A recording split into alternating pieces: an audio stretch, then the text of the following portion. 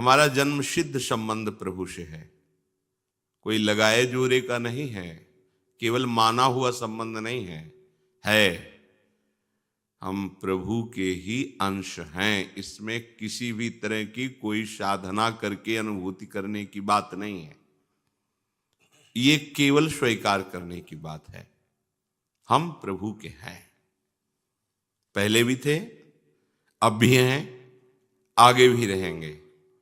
पर ये बात हमने माया के इस प्रभाव से विस्मृत कर दी, भूल गए। सारे उपदेशों का एक ही परिणाम होता है, अखंड स्मृति प्राप्त होना।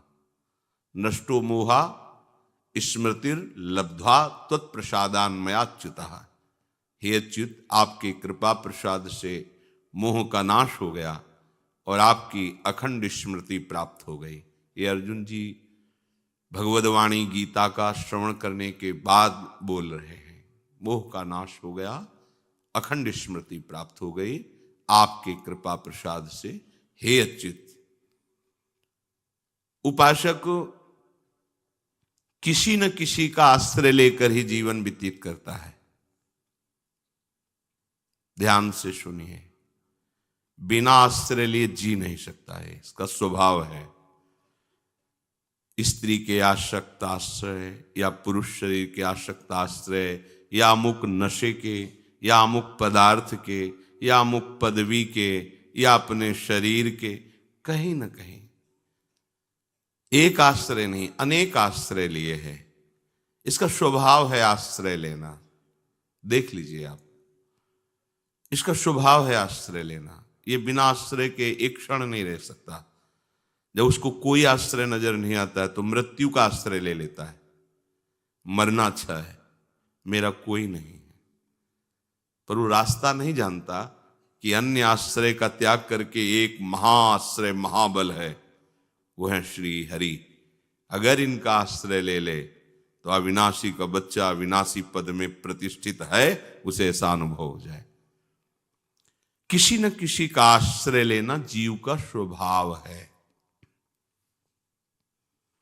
ये बहुत धोखा है हमारे साथ। हम अपने शरीर का आश्रय ले लेते हैं, मन का आश्रय ले लेते हैं, बुद्धि का आश्रय ले लेते हैं, इंद्रियों का आश्रय। बाहर तो फैला हुआ है आश्रय, फैला हुआ है। मित्र का आश्रय, पति का आश्रय, पुत्र का आश्रय, धन का आश्रय, विद्या का आश्रय, क्या क्या। और हमें योगम युंजन मदाश्रय, केवल श्री भगवान का आश्रय लेना है। ये साधारण बात नहीं है, कहने में तो आ गया, लेकिन ये साधारण बात नहीं। फैल परे मन सिमटत नाही, इंद्रन लेनी जीत। इंद्रियों ने हमें अपने अधीन कर लिया और मन अन्य आश्रय में इतना फैल गया है। एक एक वृत्ति देखो, सब वृत्ति आश्रित है किसी न किसी विषय, किसी न किसी व्यक्ति, स्थान। हम इसके बिना नहीं जी सकते, हम इसके बिना नहीं जी सकते। हमारा अस्तित्व क्या रह गया? लोग इतनी मूढ़ता में हैं कि वो समझते हैं शास्त्र की पराधीनता, ईश्वर की पराधीनता, गुरु की पराधीनता या वयोवृद्ध सदगुरुदेव के समान जो संत जन ज्ञानी जन हैं, इनकी पराधीनता नहीं, स्वतंत्रता ठीक है। तो आप देखो किसको आप स्वतंत्रता कह रहे हैं? इंद्रिय तुम्हें परास्त किए हैं, इंद्रियों की पराधीनता तुम अपनी स्वतंत्रता मानते हो। मन भोगों में मनन करके संकल्प करके घूम रहा है, इसे तुम स्वाधीनता मानते हो। छोटे छोटे विषय तुम्हें परास्त किए हैं, तुम मृत्यु के अधीन, काल के अधीन, विषय के अधीन, शरीर के अधीन, मन के अधीन, इंद्रियों के अधीन। तुम कह रहे हो हमको स्वतंत्रता प्रिय है। सबको स्वतंत्रता प्रिय अच्छा लगता है, स्वतंत्र होना अच्छा लगता है, पर इनकी परतंत्रता से हटो तब जानोगे स्वतंत्रता किसे कहते हैं। इनकी परतंत्रता से हटने के लिए ईश्वर की अधीनता, ईश्वर स्वरूप सदगुरुदेव की अधीनता अत्यंत आवश्यक है। यदि आपने भगवत प्रेमी महात्माओं की, शास्त्र की अधीनता स्वीकार नहीं की तो माया की अधीनता को जान ही नहीं पाओगे, क्योंकि इसका स्वभाव है अधीन हो जाना। ये किसी न किसी विषय, व्यक्ति, वस्तु, स्थान में अधीन हो जाता है। आज सुबह ही हरिराम व्यास जी की वाणी में कि यदि गुरुदेव भगवान की अवहेलना करके मनमानी साधना आचरण किया जाए तो हृदय का दाग नहीं जाता, हृदय का दोष नष्ट नहीं होता, अहम पुष्ट होता रहता है। और जो केवल सदगुरुदेव की अधीनता स्वीकार कर लेता है तो उसको विशेष साधना नहीं करनी पड़ती। जैसे दीपक से दीपक जल जाता है तो पहले वाले दीपक में कोई कमी नहीं हुई और दूसरे वाला दीपक पहले वाले दीपक की तरह ही प्रकाशित हो जाएगा। ऐसे ही सदगुरुदेव अपने हृदय का बोध, हृदय का प्रेम अधीन शिष्य के हृदय में प्रकाशित कर देते हैं। अधीन, जहां बिल्कुल कोई भी मान अभिमान की गंध नहीं रह जाती, अपने को कठपुतली की तरह उनके हाथ में समर्पित कर देता है। जैसे चाहो हे नाथ वैसे नचाओ, बस माया का नाचना बंद। हरि गुरु की आधीनता माया की आधीनता से मुक्त करके स्वतंत्र तुम्हें कर देगी, परम स्वतंत्र कर देगी। अगर आपने हरि गुरु शास्त्र इनकी आधीनता स्वीकार नहीं की तो तुम कभी स्वतंत्र नहीं हो सकते। मनमानी आचरण स्वतंत्रता नहीं होती, यही पराधीनता है। मन जो चाहता है तुमसे करा लेता है और तुम अपने को स्वतंत्र मान रहे हो। श्री भगवान कह रहे हैं जीव का स्वभाव है किसी न किसी के अधीन हो जाना। ये किसी न किसी शब्द को हटाओ, मदाश्रया, भगवान कह रहे केवल मेरे आश्रित हो जाओ। ये जो अधीनता है वो अपने अंशी को खोज रहा है, प्यार को खोज रहा है। हमारा प्रीतम कहाँ है? जो हमारे अंदर चाह है वो खोजता है गलत जगह, विषयों में, व्यक्तियों में, पद प्रतिष्ठा में, धन में, विद्या में खोजता है। शायद मेरे हृदय की तृप्ति का ये स्थान हो, पर ये खोज बहुत समय से चल रही हो, अभी तक विश्राम नहीं मिला, मतलब हमारा रास्ता गलत है। हमें प्रभु के सन्मुख होना है और संसार की तरफ पीठ करना है। प्रभु के सन्मुख, अभी हम प्रभु की तरफ पीठ किए हुए हैं और संसार की तरफ खोज कर रहे हैं। अभी हम बाहर भटक रहे हैं। लौटो, अपने अंशी की तरफ लौटो। जब तक आपके लक्ष्य में आपके आराध्य देव नहीं होंगे तब तक तुम चाह करके भी बिना संबंध जोड़े नहीं रह सकते। ध्यान से सुनो, जब तक तुम श्यामा श्याम से अपना संबंध जो है उसे स्वीकार नहीं करते और केवल उसी संबंध को स्वीकार नहीं करते, केवल वही संबंध, तब तक तुम्हें कहीं ना कहीं फंसना ही पड़ेगा। पक्का कहीं ना कहीं फंसना पड़ेगा। शरीर प्रकृति का अंश है और आप परमात्मा के अंश हैं। प्रकृति की किसी भी वस्तु, व्यक्ति, स्थान से आपकी तृप्ति कभी ना हुई है, ना हो रही है और ना होगी, क्योंकि आप परमात्मा के अंश हैं। तो आपको प्रभु से ही तृप्ति होगी। जहां हमारे अंशी मिले तो हृदय कह पड़ता है अब कछु नाथ न चाहिए। नहीं स्वात्मारामम विषय मृग तृष्णाम भ्रमयति। आत्माराम पुरुष कभी विषय तृष्णा में, मृग तृष्णा में भ्रमित नहीं होता। आप शरीर को मैं माने हुए हैं तो प्रकृति से रचा हुआ शरीर प्रकृति की तरफ ही आपको घसीटेगा, प्रभु से विमुख कर देगा। बहुत सुंदर बात, यही हो रहा है। फिर वो मानने लगता है ये कि मेरे शरीर की मनचाही भोग सामग्री मिले, यही भगवत आराधना का फल है, यही साधना का फल है। बस मेरे को जो चाहिए वो मिलता रहे, मेरे को, मेरी इंद्रियों को, मेरे मन को, मेरे शरीर को। भूल गया उसे क्या चाहिए। वो दूसरों की चाह को अपनी चाह मान लिया। प्रकृति के बने हुए शरीर से, प्रकृति के अंतःकरण से, प्रकृति के आकर्षण को अपना आकर्षण मान लिया। मुझे ये चाहिए नहीं। सच्ची मानिए, यही फंसाव, यही जड़ चेतन की ग्रंथि है। अपने को प्रकृति का मान करके, अर्थात शरीर मान करके, और शरीर की आवश्यकताओं की पूर्ति को अपनी चाह मान करके हम पूरा का पूरा जन्म नष्ट कर देते हैं। अंदर से ही रहता है कि अगर मेरी चाही वस्तुएं मिलने लगे, चाहे भोग मिलने लगे, तो मैं निहाल हो जाऊंगा। आप विश्वास कीजिए, जो आप चाह रहे हैं वो किसी को सब कुछ प्राप्त है, लेकिन वो आपसे ज्यादा जल रहा है, क्योंकि उसकी और बड़ी चाह हो गई है। जिसको आप देखकर आकर्षित हो रहे हो, उसी वस्तु को भोगने वाला किसी और वस्तु की तरफ देख रहा है, क्योंकि वहां उसको तृप्ति ही नहीं मिली, क्योंकि है ही नहीं।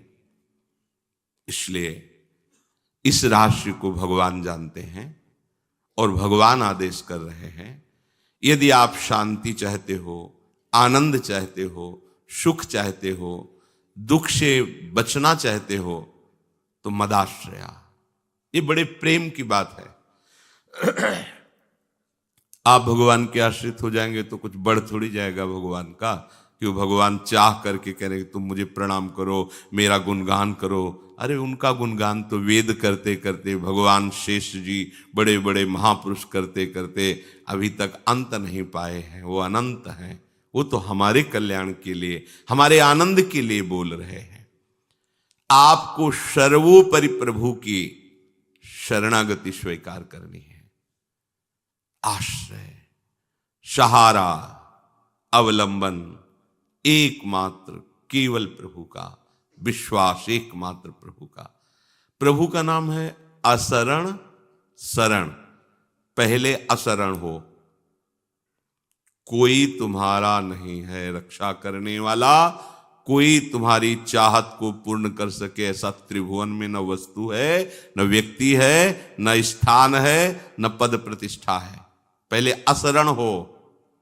हम लोग अशरण नहीं होते, तो फिर शरण कैसे हो जाएंगे? श्री हरिराम व्यास जी कहते हैं, असरण शरण श्याम जू को बानो, अशरण शरण श्याम जू को बानो, बड़ो विरद पतितल को पावन, ये भक्त निहाथ बिकानो, असरन सरन श्याम जू को बानो। शुक नारद जाको यस गावत, शिव विरल चिउर गानो, हित ही को हित मानत नागर, गनत नरंक नरानो, अशरन सरन श्याम जू को बानो।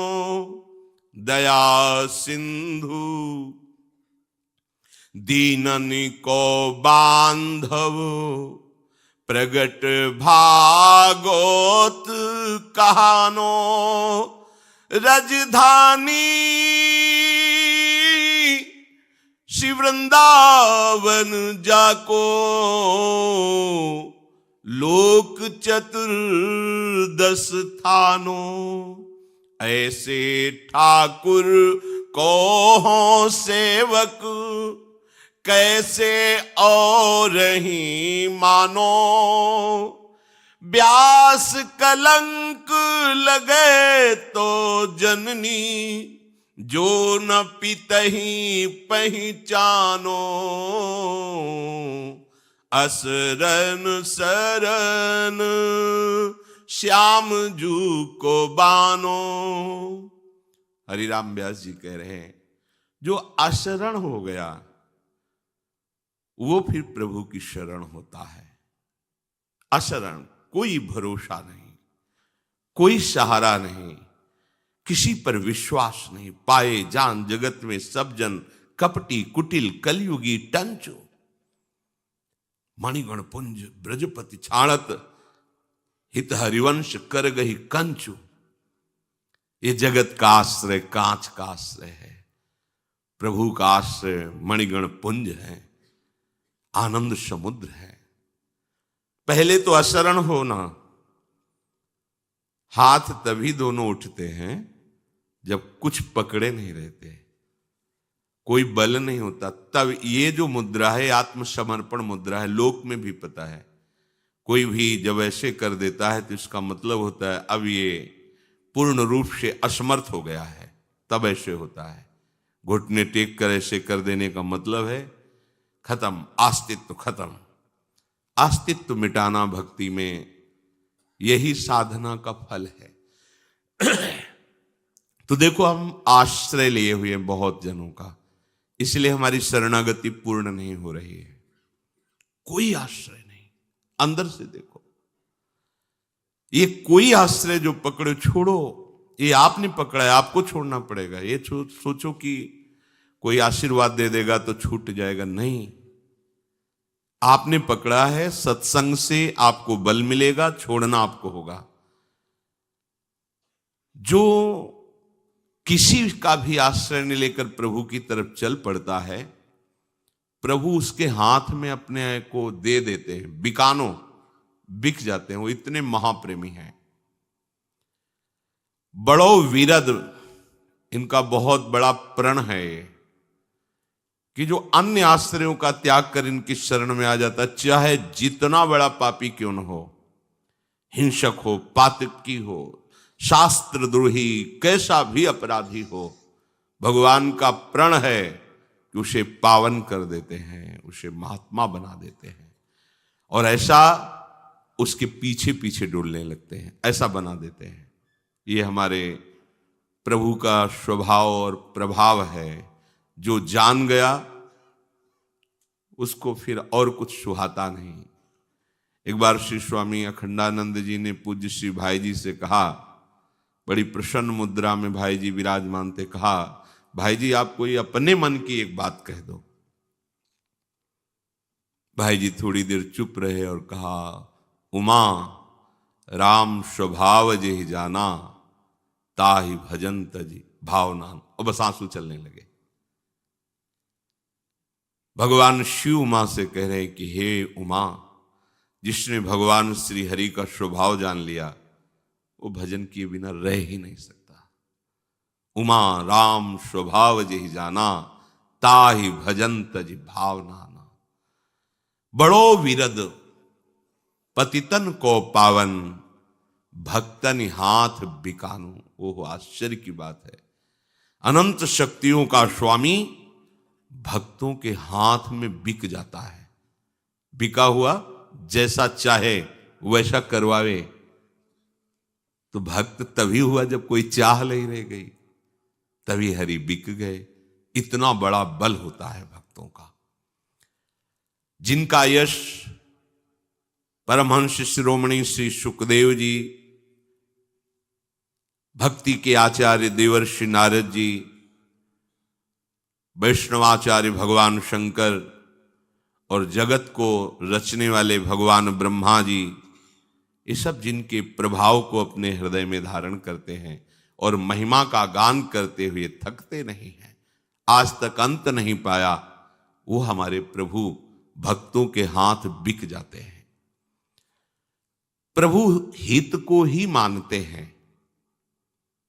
आप प्रभु से अपनापन कर लिए, इससे बड़ा कोई दान नहीं, इससे बड़ी कोई तपस्या नहीं, इससे बड़ी कोई साधना नहीं।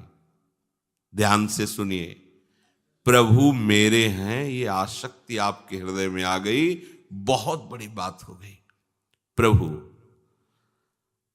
अपना तन, अपना जीवन, अपने सगे संबंधी, अपना माना हुआ ऐश्वर्य, संपत्ति, मान, प्रतिष्ठा, ये सब धूल के समान प्रभु केवल हमारे धन, प्रभु हमारी इज्जत, प्रभु हमारे जीवन, प्रभु हमारा सर्वस्व।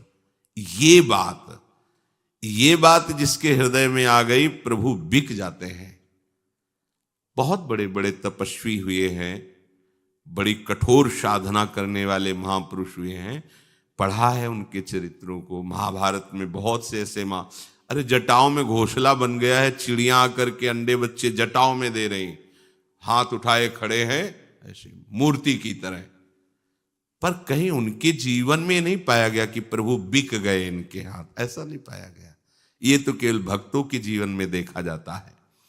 हित ही को हित मानत नागर, गनत रंक ना रानो।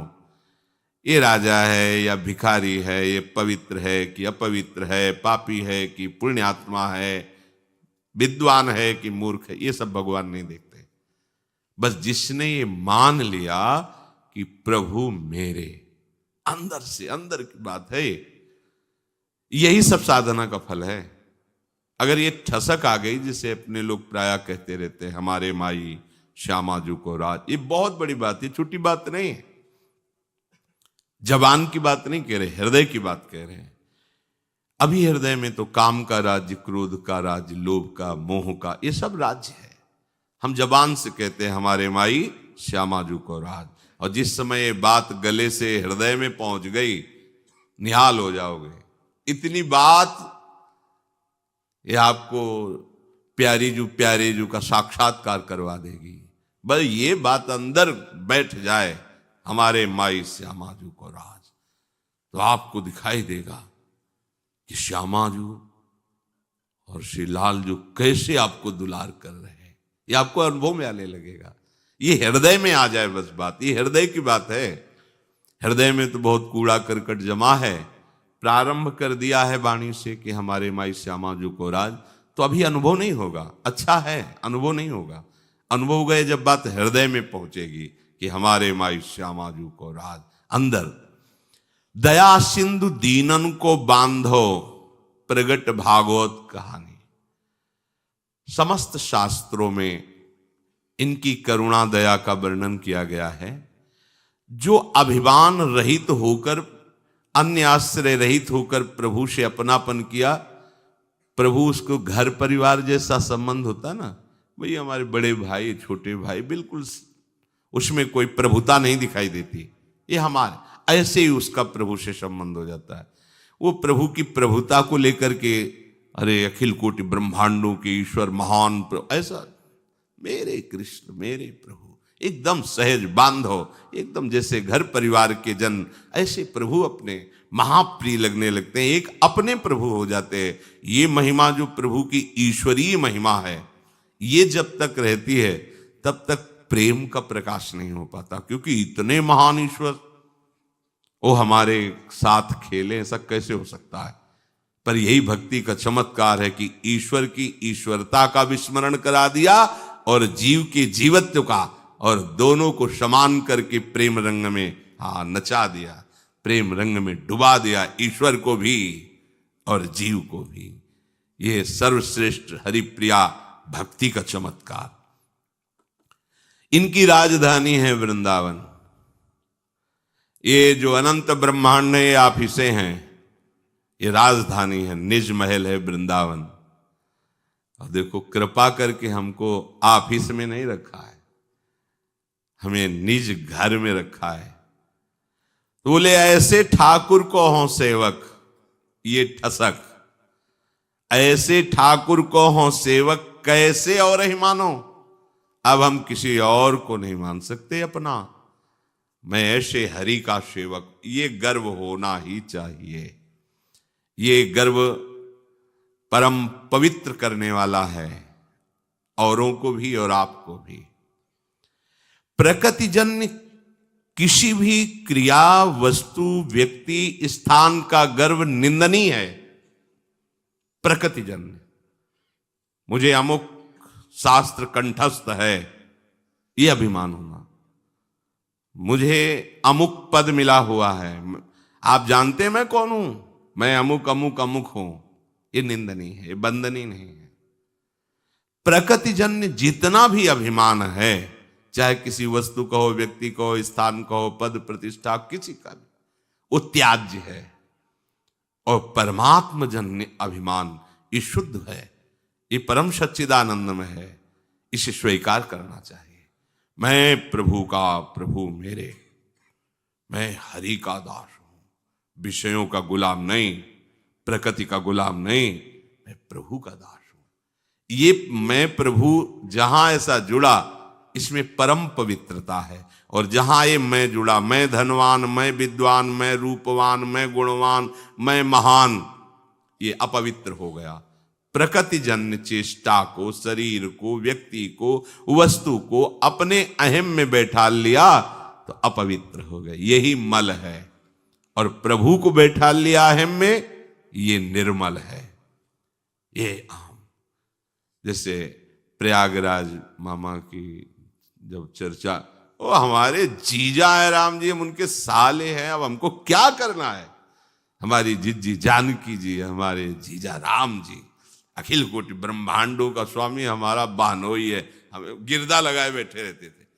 कोई कहे कि अरे प्रयागदास मामा तुम तो कभी माला लिए भजन करे, अरे माला भजन वो करे जिसके प्रभु ना हो।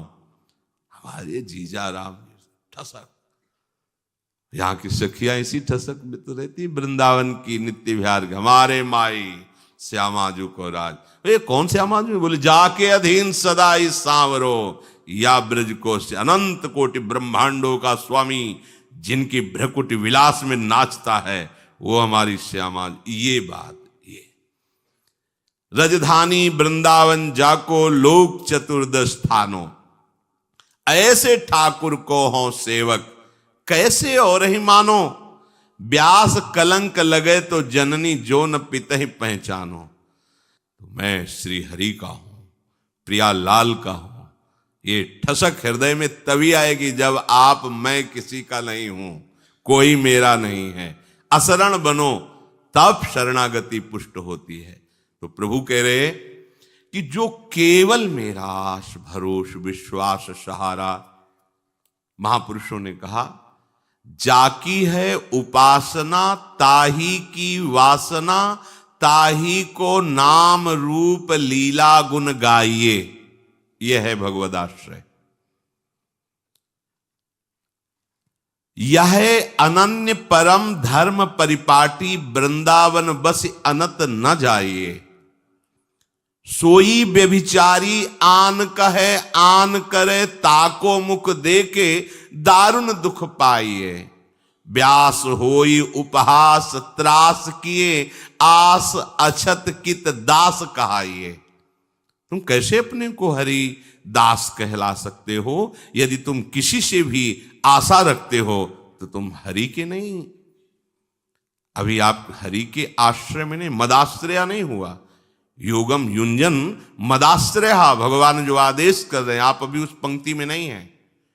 किसी से आशा नहीं।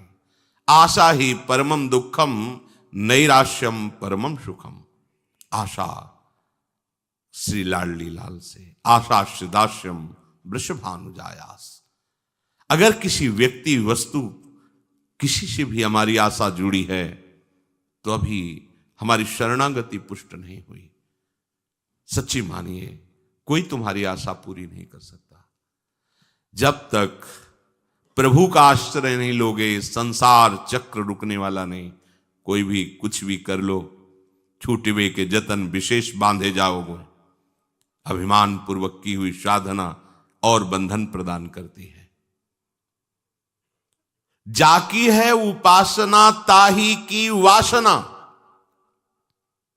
अगर हम शरीर की उपासना करते हैं तो भोगों की वासना हमें देखो जला रही है। यदि हम प्रभु की उपासना करें तो मिलन की वासना जग जाएगी। कब देखूंगा? क्या प्रभु हमसे कभी बात करेंगे? कभी क्या प्रियालाल को मैं भर नेत्र देख पाऊंगा? अंदर ये वासना जागृत, ये वासना जगत वंदनी वासना है। कैसे जागृत होगी? तो आगे उपाय बता रहे। ताही को नाम रूप लीला गुण गाइए। ये सिद्ध साधन भी है और यही साध्य है। बड़े बड़े सिद्ध जन जी इसी का रसास्वादन करते हैं। ताही को नाम, ताही शब्द पर ध्यान दीजिए। हम जिसकी उपासना करते हैं हमारी जिह्वा से, केवल केवल उसी का ही नाम जप कीर्तन होना चाहिए। जैसे हम वृंदावनवासी युगल उपासी श्यामा श्याम के, तो बस हमारी जिह्वा अनन्य हो जाए। हाँ, जुगल नाम की अनन्य हो जाए रचना हमारी। देखो, हमने रसिक महापुरुषों के भावों को सूक्ष्मता से, उनकी कृपा से देखा। एक बार हितधाम में कीर्तन हो रहा था, राधा वल्लभ श्री हरिवंश श्री वृंदावन श्री बंचन। तो जो गायक जन थे बाहरी से बुलाए गए थे, तो राधा वल्लभ इतना अंतर है। वो आ गए और उनसे कहा हमें सहन नहीं होता, आप इतना बीच में अंतराय क्यों करते हैं? तो बोले आलाप लेना होता। तो बोले राधा वल्लभ श्री हरिवंश। राधा वल्लभ के बीच में अंतराय मत डालो, उनको एक साथ लो। सबके समझ में तो नहीं आएगा ना कि बोल तो रहे कोई। राधा बोल के थोड़ा अंतराय करके वल्लभ बोला, उनको सहन नहीं हो, आके बोले हमसे ये क्या है, इतना अंतराय क्यों करवा रहे हो नाम में? सूक्ष्मता पर एकांत में चिंतन करने पर तब पता चला, हो कितनी प्रीति है प्रियालाल में, सहचरी भाव की कितनी ठसक है कि नाम के बीच का अंतराय इनको सहन नहीं हो रहा। रूप के अंतराय की तो बात जाने दो ना, राधा वल्लभ के बीच में इतना अंतराय उनको सहन नहीं हुआ, आके शिकायत कर रहे हैं आप इतना सह कैसे रहे यार। तो उनसे कहा तो उनका आलाप लेना पड़ता है। तो उन्होंने राधा वल्लभ एक साथ बोलकर आलाप लो ना, राधा बोल करके आलाप ले रहे हो, फिर रुक जा रहे हो, फिर वल्लभ बोल रहे, आप ये सबकी समझ में नहीं आएगा। उनका कितना हृदय आसक्ति से युक्त हो चुका है कि इतना दूर नाम क्यों कर दिया प्रिया और प्रीतम के बीच में अंतराय। ये सहचरी भाव है। प्रगट में अंतराय नाम का नहीं सह पा रहे, तो सोचो मानसिक सेवा में, लीला में अंतराय कैसे सह पाएंगे ऐसे महापुरुष। ताही को नाम रूप लीला गुण गाए, ये निष्ठा पकड़ो। आप वृंदावन में आकर के प्रिया प्रीतम के चरणारविंद की शरणागति लिए हैं, ये आपकी बात नहीं है, आपको प्रिया प्रीतम ने पसंद किया है। अब आप अपनी पसंद को सुहा कीजिए, आप अपनी पसंद को जला डालिए, प्रिया प्रीतम की पसंद को स्वीकार कीजिए। कितना अंतराय है उपासना में कि आप श्यामा श्याम के चरणों में जुड़कर इधर उधर भटक रहे हैं और बातें सुन रहे हैं, निंदा स्तुति कर रहे हैं, निंदा स्तुति सुन, इसी में समय बर्बाद करना है क्या? अरे चुपचाप अपने आराध्य देव के नाम को पकड़ो, उनके चरणों का आश्रय लो और उनके लीला में प्रवेश करो। आए हो प्रभु ही तो लाए ना आपको। अगर आपने चयन किया है, आपको यह अहंकार है, तो आपकी सामर्थ्य नहीं थी कि आप यहां तक आ सकें, पक्की बात। अगर आप ये बात स्वीकार करते हैं कि प्रियालाल ने स्वयं हमें स्वीकार किया है, तो फिर आपका संशय कैसा? जहां आपको जोड़ दिया जिस नाम रूप में, आसक्त हो जाओ। हरिराम व्यास जी कह रहे हैं यही है अनन्य परम धर्म परिपाटी, ये है अनन्य मार्ग। अगर आप श्री धाम वृंदावन का आश्रय, श्री प्रिया प्रीतम का आश्रय, उनका नाम, उनका रूप, उनकी लीला, उनके गुण के अलावा कुछ स्वीकार करते हैं, सोई व्यभिचारी आनक है। वो व्यभिचारी भक्ति में वो व्यभिचार है। अव्यभिचारिणी भक्ति भगवान को ऐसे अधीन कर लेती है जैसे पतिव्रता अपने पति को। हमारे आराध्य देव के नाम की ऐसी ठसक होनी चाहिए। सामने वाला अपने आराध्य देव का नाम ले रहा है, तो हम अपने आराध्य देव का नाम ले रहे हैं। हम अपने ही आराध्य देव की जय बोलेंगे। हमारे ही आराध्य देव सब रूपों में हैं, पक्का पता है, पर हमें गुरु जी ने जो नाम दिया बस उसी की जय बोलेंगे। उनके अनंत नामों में ये सब नाम हैं, पर जो गुरुमुख से मिला हुआ आराध्य देव का रूप, उनका नाम, उनकी उपासना, उसकी अनन्य निष्ठा, ये अनन्य धर्म है। यह है अनन्य परम धर्म परिपाटी। इस मार्ग में हमें चलना है। सोई बेविचारी आन कहे आन करे, ताको मुख देखे दारुण दुख पाइए। वो व्यभिचारी है जो अपने आराध्य किसी देव की सेवा और किसी की बात करे और कोई उपासना करे। बोले ऐसे का मुख देखना भी दुखद हो जाएगा। क्या दुखद हो जाएगा? उपासना में बाधा पड़ जाएगी, उपासना में बाधा पड़ जाएगी। हमें उन्हीं से मिलना है, उन्हीं से बात करनी है जो इष्ट मिले और मन मिले, मिले भजन रस रीति। रसिक मंडली में या तन को नीके ढंग लगाओ, दंपति यश गाओ, हर्षाओ हित सो रीझ रिझाओ। बात समझो। हरिराम व्यास जी कह रहे, व्यास होई उपहास, चाहे जो कुछ कर लो, यदि रसिक अनन्यों की परिपाटी मार्ग में नहीं चले तो उपहास ही होगा। हृदय का दाग नहीं जाएगा, अहंकार नहीं मिटेगा, चाहे कुछ भी करके देख लो, उपहास ही होगा। जैसे सेवक जी कह रहे, गुरु सेवा तज करे जबान, याय अधर्म याय सबहान कान नरस कर में। अगर गुरु आज्ञा का उल्लंघन करके मनमानी आचरण कर रहे हो तो चाहे जितनी बड़ी साधना का अनुष्ठान कर लो, वो अधर्म ही होगा। वो रसिकों की सभा में तुम्हें बैठने को नहीं मिलेगा। यह अधर्म यह सबहान कान नरस कर में रहे। व्यास होई उपहास, और उपहास के बाद क्या मिलेगा? त्रास किए, आपको दुख मिलेगा। सुख के लिए जो आप साधन कर रहे हो नहीं प्राप्त हो पाएगा। वो हरि गुरु की अधीनता से प्राप्त होता है। हरि गुरु चरण सेवा अनुसर हो। आस अछत कित दास कहा, ये किसी और से आस कर रहे हो और आप कहते हो हम श्यामा श्याम के दास हैं। कैसे तुम दास हो? यहां जब तक आप रसिक अनन्यों के मार्ग में नहीं चलोगे तब तक आप रस को कैसे अनुभव कर पाएंगे? तो हम जाने तो कि रसिक अनन्य किसे कहते हैं। तो बोले तेई रसिक अनन्य जानिए, जिनको विषय विकार न, हरिशों रति तेई साधु मानिए। जो किसी भी तरह से संसार के किसी भी भोग में सुख का कहीं भी अनुभव नहीं कर रहे, एकमात्र सुख हा हरि रा राधा, हरि अर्थात प्रिया प्रीतम। जो प्रिया प्रीतम के नाम में सुख मान रहे, प्रिया प्रीतम के रूप में सुख, प्रिया प्रीतम की लीला गायन श्रवण में और प्रिया प्रीतम की सेवा में, बस इतना जीवन। इतने में फुर्सत नहीं है। बोले वही रसिक अनन्य है। श्यामा श्याम के नाम रूप गुण लीला धाम के सिवा, दूरे सृष्टि आदि वार्ता। तेई रसिक अनन्य जानिए।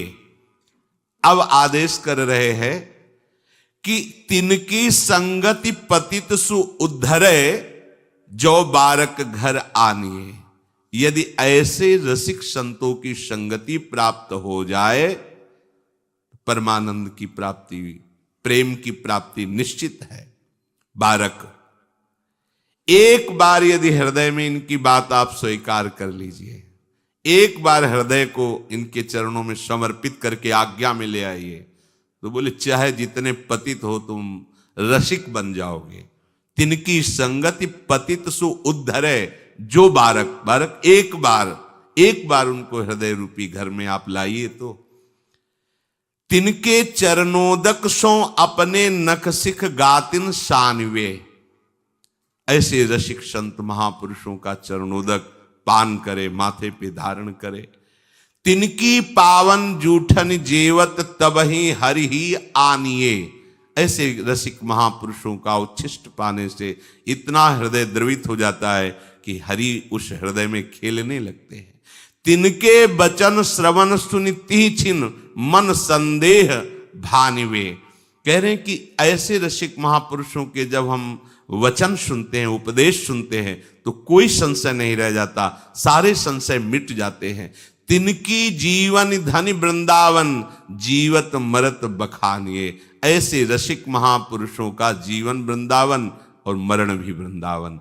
तो ऐसे रसिक महापुरुषों का आश्रय लेने वाले का भी जीवन वृंदावन बन जाता है और विश्राम भूमि भी वृंदावन बन जाती है।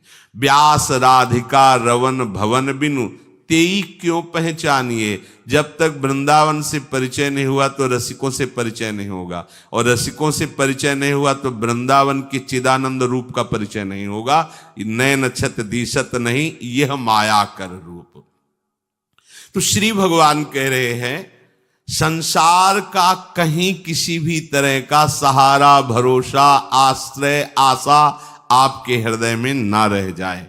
धन, संपत्ति, वैभव, विद्या, बुद्धि, योग्यता, कुटुंब, इनका जो तुम आश्रय लिए हुए हो, ये सब नाशवान है, मिटने वाला है, परिवर्तनशील है, सदा नहीं रह सकता, और ये तुम्हारी मांग पूरी नहीं कर सकते।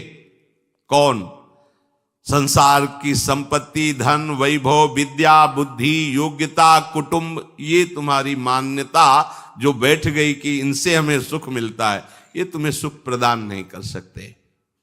इसलिए जो इनका आश्रय लिए हुए है वो दुख निवृत्त नहीं कर सकता।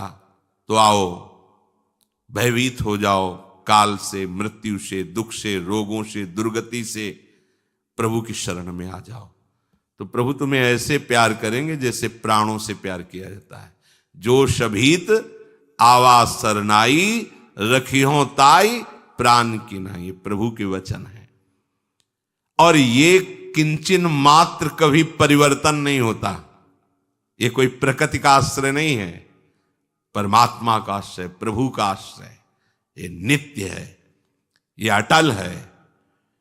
प्रभु का आश्रय कोई नई बात नहीं हुई। पहले हम प्रभु के थे, अब भी प्रभु के, आगे ही प्रभु के, भूल गए, भूल मिटा दी। आश्रय केवल केवल प्रभु का ही लेना चाहिए। केवल प्रभु का आश्रय, अवलंबन, आधार, सहारा, यही प्रभु चाहते हैं आपसे, केवल प्रभु का आश्रय। प्रभु कहते हैं कि मन भी मेरे में आसक्त हो जाएगा और आश्रय भी मेरा जब हो जाएगा तो तेरे को मेरे से प्रेम हो जाएगा और मेरे को तेरे से प्रेम हो जाएगा। प्रेम हुआ कि तेरे मेरे दोनों गायब हो जाएंगे। तेरे मेरे तब तक रहते हैं जब तक प्रेम, प्रेम गली अति साकरी तामे दोना समाय ब्रह्मविद ब्रह्मैव भवति। अब वो अभेद भगवत स्वरूप होकर भगवत प्रेम में मत वाला, मैं भगवत प्रेमी हूं, इसका भी विस्मरण हो गया, लय हो गया।